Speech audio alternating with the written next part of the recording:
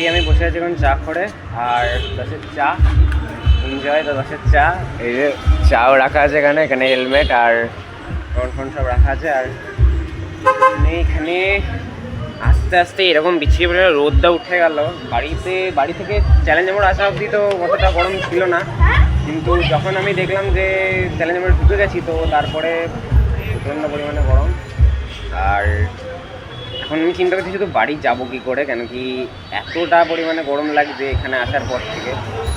বসে আছি কিন্তু গরমে স্টিল নাও জাস্ট ঘাম ঝরে যাচ্ছে গা থেকে।